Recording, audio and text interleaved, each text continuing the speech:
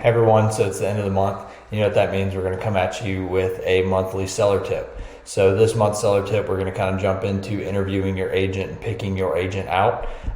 So with that being said, we'll go ahead and jump into it. So like I said, we're going to be talking about picking your agent, interviewing your agent, making sure that you've got somebody that you trust and is able to provide the services that you expect.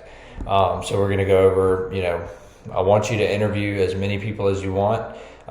It sounds kind of crazy for a realtor to tell you to interview people, but just because I'm a realtor doesn't mean that I'm going to be the best fit for your home or your property that you're trying to sell. And that's the case for anybody else trying to sell your property, right? Pick somebody who you feel is competent.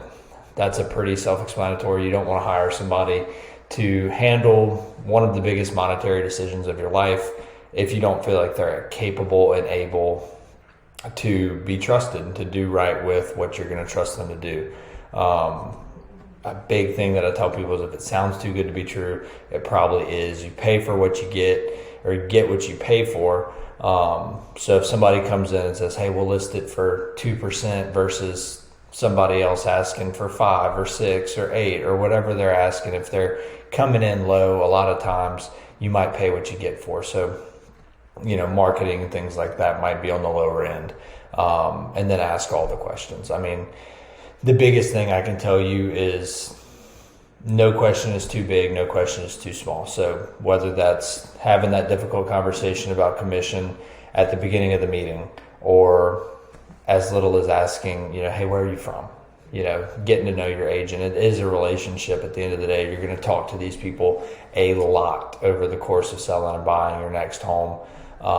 So it's good to know, hey, do our values line up? Does this line up? What are they like? That type of thing. So when you interview your agents, some big things that I would recommend you ask them about, hey, what's your current market? What's your current market numbers? Hey, how many sales have you done this year? Have you only done, it's October. Have you done one sale? Have you done 15 sales? How many transactions have you worked this year? And that'll give you a look into how hard they're pushing, especially in a market like this. Marketing plans is another big thing, that you'll want to look at. Hey, how are they going to market? Do they send mailers? Do they send emails? Do they hold open houses?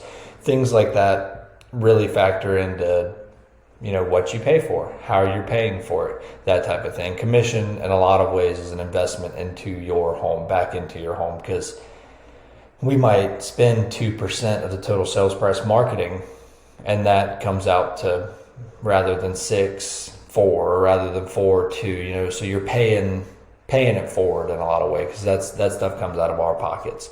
What type of brokerage are they? How well known is their brokerage? That type of thing. These are all things that you're going to want to look at. And then location. I'm not going to go to New Orleans and try to sell houses in New Orleans because I don't know that market. I'm not versed in that market. If you come to me and say, hey, I want to move to New Orleans, it would be better for me to refer you out and say, hey, here's a guy that I know in New Orleans, rather than try to take that on and potentially mess you up in the long run. So this kind of goes into their stats a little bit more. What's their current days on market? Right now, I think everybody is higher than they would like to be. So that's something to take into account. How many transactions do they do annually? Like we said, are you a part-time agent? Are you a full-time agent? How hard are you pushing to do transactions in this market? How long have they been in real estate? I can argue both ways that you want a newer agent or an older agent, but it all comes down to what you want and what you expect out of the experience. If you're okay with having an agent say, hey, let me make a phone call and check on that. Or if you're okay with an agent, just kind of taking the reins and knowing everything, you can find that in new and old agents, but it's good to set that expectation up front rather than find out after you've signed the papers and gone on market. How long they've been at their brokerage is another factor that I think would be important. If they're hopping brokerages, if they've been in real estate for 2 years and they've jumped brokerages 6 or 7 times, that could be a bit of a red flag. Not saying that it always is, but why are you leaving? Why are they asking you to leave? That type of thing. It's good information to have, setting that expectation. So your marketing plans, you see the question, how will you market my house? I'm a big proponent of online marketing. 95-ish% of home buyers in today's world find their home online. The open houses, the signs and things like that, those are great tools to use, but we can't rely on those anymore. Everybody's got Realtor.com and Zillow downloaded on their smartphone. So why wouldn't we use those tools that people are already looking at to our fullest advantage? Flyers, I'm a big proponent of flyers. I have lenders make up flyers with restaurants, with doctors, with shopping, all within, hey, you're 5 minutes from here, you're 10 minutes from here, you're walking distance from this, the schools in the area, the area amenities, things like that. So that's a huge thing that I would put in my folder for showing. So I leave folders on the counters of all my houses so that when people walk in, they can open it up. You've got a property disclosure, you've got assessor's map information so they can see how the lot's laid out. Just trying to answer the questions before they're asked. The less that I have to answer questions, the better, because that means that everything was laid out beforehand. The brokerage is a big thing. You can see here, Berkshire Hathaway, that's who I'm with. How well known is that? Berkshire Hathaway, for example, is a national company. We're across international even. We're all over the world, extremely well known and coveted. You might want to have that conversation. Hey, I've never heard of your brokerage. Where did y'all start? Where are y'all from? Who's y'all COO? Who's y'all CEO? That type of thing. And that kind of plays into the reputation and how long they've been established. Not saying that you won't find really great brokerages that have only been established for 6 months. Berkshire Hathaway at one point was only established for 6 months, but we've been around for so long now that it is one of those things where the proof is in the pudding, so to speak. So look at factors like that when you're interviewing your agent, and kind of go from there. The big thing is you want to make sure that you're talking to your agent about these things, because if they're great things and viewed as positives, your agent's going to say them. They're not going to let you get to that question. If you're having to ask these questions, maybe the agent isn't as comfortable with talking about it. So the other thing would be location. Like I said, I'm not going to New Orleans to try to do business because I'm not from New Orleans. That market is different than here in Baton Rouge, in the greater Baton Rouge area. So I'm not going to try to do that. That's a huge thing. How well do they know the area?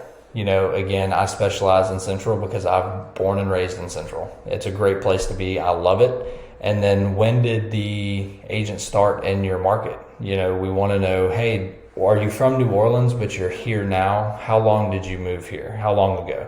Have you been here for 2 weeks? Have you been here for 2 months? Have you been here for 2 years? These are all things playing into those environmental factors as far as location and operating radius, where those agents are most comfortable and most experienced in, quite frankly.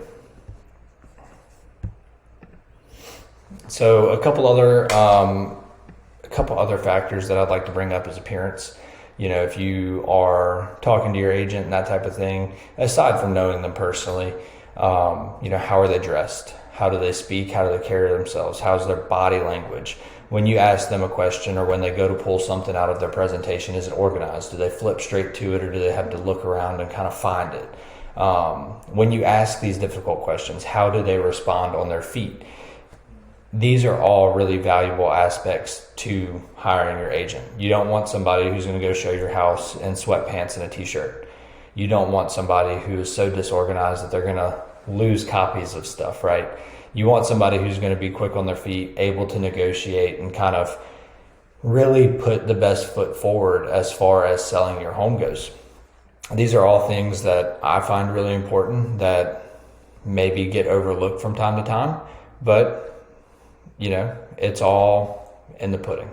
Proof's in the pudding. A better dressed, carrying themselves confidently, organized agent is probably going to do a little bit better than somebody who is the opposite of that. Not to say you won't find the anomaly in that. You might find a well-dressed agent that doesn't know what they're doing. But all these things kind of factor in. You can't look at it just from one side. You've got to kind of look at it as a broad spectrum. So we're going to look at all the factors and make a decision. We're not just going to say, oh, he's wearing a suit and tie, we're going to hire him. We're going to say, oh, he's wearing a suit and tie, he's from Central, he does this, he's with a great brokerage, and he's been in real estate for so long, he's a good option. You know what I mean? So I really appreciate you sticking through the end. This is a bit of a longer video. So with that being said, all of my information will be down in the email below, as well as the link in the description of this video. Feel free to reach out to me and call me if you have any questions on this video or any of my previous videos. I would love to chat, and I hope y'all have a happy and safe Halloween, as that is going to be tomorrow. I'm recording this on Monday. So have a great Halloween. Look forward to talking to you, and I appreciate your time.